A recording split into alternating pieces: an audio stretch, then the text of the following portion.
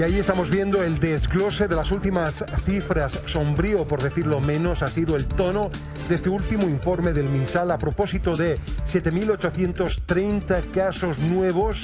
Es un techo, además, que se da el segundo más alto después del 25 de este mes. Estamos y nos acompaña Carolina Herrera. Solamente mencionarte, doctora, ¿verdad?, que hemos superado el umbral significativo y simbólico del 1.000.000 de casos infectados en Chile, y además algo que no perdemos de vista en razón justamente de que queremos humanizar esas cifras: 193 compatriotas fallecidos, 193 familias que están en duelo. Pero, doctora, preguntarle además por algo que surge en la cabeza de inmediato: la cantidad de camas UCI que nos restan, la proyección de esta cifra y la positividad, que es un elemento muy importante. Doctora, por favor.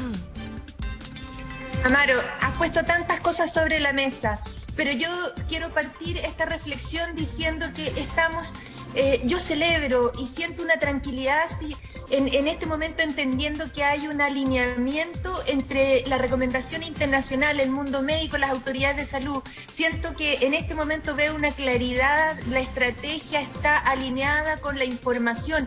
Tenemos un número reproductivo efectivo mayor a 1, que significa que tenemos al alza el número de contagios. Por lo tanto, el tomar estas medidas tan restrictivas que intentan bajar al 60% la movilidad de la ciudadanía, que intentan cerrar las fronteras, ¿cierto?, para evitar la reproducción y la entrada de nuevas cepas, es absolutamente coherente con la situación epidemiológica en este momento de nuestro país. Se ven duras, pero ¿sabes qué? Lo interesante es que al tomarse estas medidas tienen un tiempo, tienen una temporalidad y también tienen una efectividad que nos van a permitir tal vez contener esta proyección que incluso puede llegar a los 12.000 casos, como decía el epidemiólogo, el doctor Mauricio Canals, que yo creo que es muy importante tener en mente que no importa el número. En esto los chilenos, yo creo que ellos no quieren que se les ablande o se les endulce la información, quieren tener la información correcta. Doctora. Y la información correcta es que si no se tomaban estas medidas, esto podía seguir sin parar. Tonka y Sergio ya nos van a dar el desglose justamente también de las restricciones y a partir de cuándo. Pero la pregunta que quiero hacerle es: esas restricciones que nosotros en lo general hemos observado hoy en el informe, los efectos de esa restricción se verán para bien, ¿cuándo? Prontamente, porque resulta que esta enfermedad, tú cuando recibes el virus en tu organismo, pasan unos 2 o 3 días, se reproduce el virus en tu organismo, tú empiezas ya a diseminar el virus antes de que te enfermes. Por eso que la cifra de los asintomáticos siempre es importante, porque es la gente que anda repartiendo el virus sin saberlo. Y por lo tanto, la restricción de la movilidad, si tú evitas que estos asintomáticos o que las personas que están enfermas tomen contacto con otras, ya a los 15 días se ve un efecto. 15 días, no antes, Amaro. Esto es importante que las personas lo entiendan. Este cinturón apretado va a durar, pero es que si no, no pararía hasta no sabemos cuándo. Entonces, por eso es muy importante que estas 42.000 personas que son los casos activos y que potencialmente podrían contagiar, ¿cierto?, entre 5 a 8 personas cada una, se mantengan en sus casas. Esta es la esencia de la restricción, que tú no tomes contacto con otra. Y en esto, qué bueno que haya sido así aquí y ahora. Recojo sus palabras justamente porque hay una movilidad actual, una reducción de esa movilidad tan solo del 17%, lo cual es insignificante. ¡Claro! Para los efectos que se procuran. Hablemos de las restricciones rápidamente con Tonka, con Sergio, justamente para saber a qué atenernos a partir de la próxima semana. Vamos con ustedes. Algunas de las que se han comunicado: se cierran las fronteras del país, se restringen viajes al extranjero por abril, se prohíbe el ingreso de extranjeros no residentes por 30 días. Camiones que ingresan por frontera terrestre se exige un PCR negativo. Se limitan actividades esenciales. Se modifica el concepto bien esencial. Comunas en fase 1 y fase 2 se puede acceder a bienes imprescindibles para la subsistencia. Otro punto: supermercados no podrán vender elementos que no sean esenciales. Malls cerrados en cuarentena pueden abrir para supermercados. Supermercados deberán solicitar permisos de desplazamiento. Se limita y redefine funcionario esencial, y así una y otra medida más. Se anticipa a su vez también el toque de queda, supermercados, farmacias sí, eso me gustaría y bancos. Recordar que tenemos 2 permisos a la semana y si usted no ocupó esos 2 permisos el fin de semana, los pierde. Solamente podría ocupar un permiso el fin de semana, eso para que quede súper claro. El toque de queda significa, va a comenzar a las 21 horas. Desde el lunes. Desde mañana, viernes. Perdón, el toque de queda. Perdón, tienes toda la razón, Tonka. Desde el lunes. Desde el lunes a las 21 horas, lo que significará que todo termine mucho más temprano. Y ahí los trabajadores, me imagino que se van a organizar y sobre todo el tema del transporte público, porque a las 21 horas entonces comienza ese toque de queda. Y el tema del delivery y el abastecimiento en lo esencial y no esencial.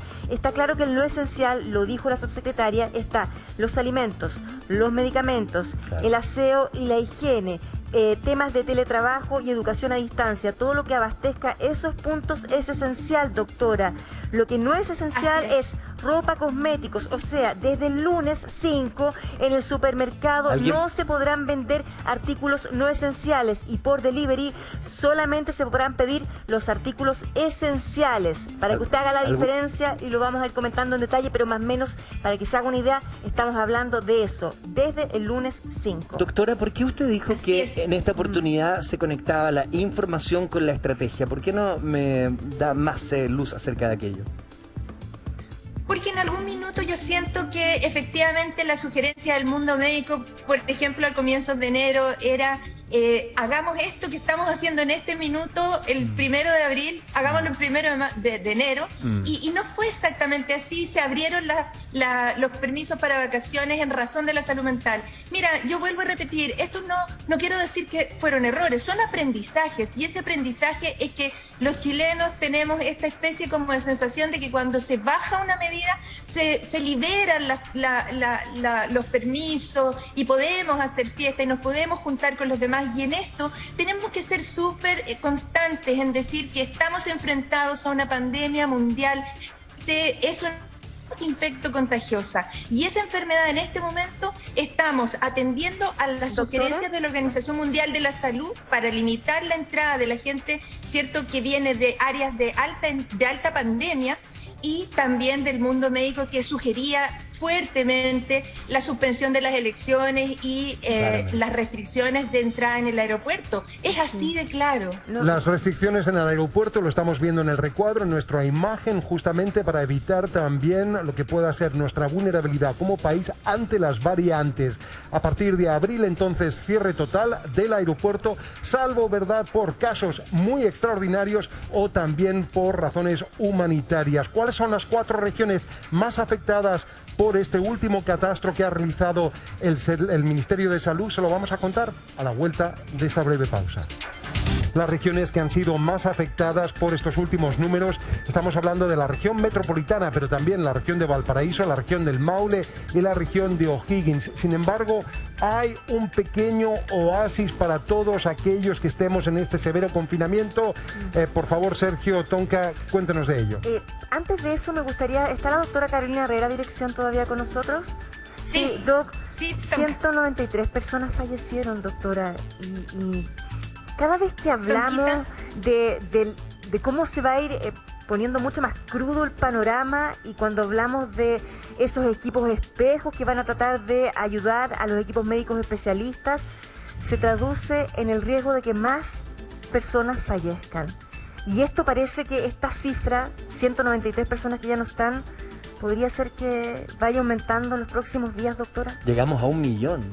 Desde luego, contagios, porque es proporcional al número de personas infectadas, pero quiero hacer un alto emocional en esto, porque yo que estaba ahí de turno, pero todo este tiempo, el dolor que uno siente de que las personas estén solos, el dolor de hacer un certificado de defunción que pase todo un día en un mesón sin que nadie lo venga a buscar, porque en este país también hay ancianos solos que no tienen quien les pague un funeral y les ponga en una tumba.